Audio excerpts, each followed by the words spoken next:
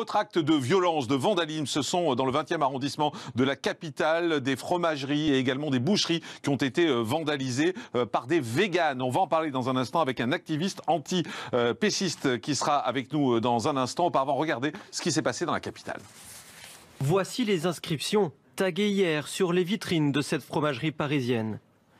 Selon le maire du 20e arrondissement, ce sont plusieurs commerces qui ont été vandalisés. Le commerce de bouche essentiellement, boucherie, fromagerie. La passion pour une cause ne justifie en rien de tels actes de vandalisme. Enfin, on est dans une période de crise où ces commerçants ont déjà beaucoup souffert. Là, on est face à des commerçants qui vendent des produits finis, souvent traçabilisés, parce que c'est un commerce de grande qualité dans le 20e, donc c'est surprenant, choquant et inacceptable. La présidente de la FNSEA, Christiane Lambert, condamne également ces actes. C'est d'une violence inouïe, c'est totalement décalé. Que quelques personnes veuillent être véganes, ça les regarde. Et le prosélytisme et la violence pour imposer leurs idées, c'est scandaleux. Des actes réguliers. L'an dernier, un boucher avait été agressé dans son établissement, dans le 10e arrondissement de Paris. Alors avec nous en direct pour en parler, Vincent Aubry, il est activiste antispéciste pour justice, référent France et formateur Anonymous for the Voiceless. Bonjour, merci d'être en direct avec nous. D'abord, vous pouvez nous expliquer en quelques mots pour les gens qui nous regardent ce que ça veut dire antispéciste?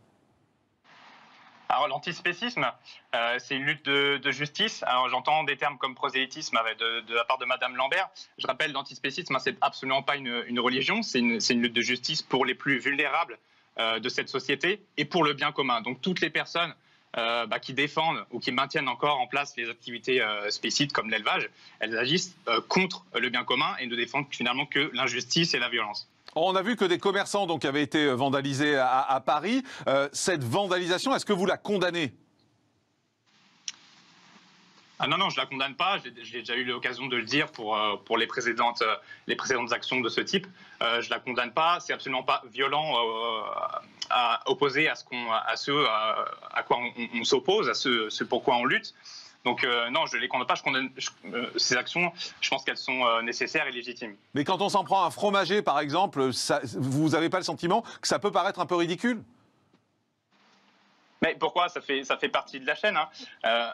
Et puis d'un côté, vous avez tout le monde condamne en fait finalement ces actions. Et en même temps, vous remarquez qu'il n'y a que à ces occasions qu'on donne finalement la parole aux activistes antispécistes. Là, c'est un peu la fin de la chaîne qui est visée. Mais si vous voulez, depuis presque un mois, il y a des élevages tagués dans toute la France qui font le lien entre la consommation d'animaux et les pandémies. Parce que personne n'en parle.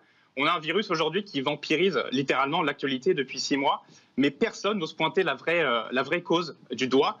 Ce virus a des conséquences incroyables, tout le monde peut le constater, mais il y a une seule cause derrière ça, c'est le spécisme, c'est le fait de s'arroger le droit de bouffer d'autres espèces. Mais attaquer un petit commerçant, un artisan qui vit avec ça, qui emploie des gens. Moi, j'entendais un petit commerçant sur une chaîne de télé hier et qui disait « Je comprends pas qu'on s'attaque à moi, attaquez-vous à la limite à la grande distribution. Mais moi, je suis un petit commerce, j'essaie de faire de la qualité, de vendre la viande de qualité. Pourquoi s'attaquer à moi ?» Tout simplement parce qu'il n'y a pas de mort de qualité.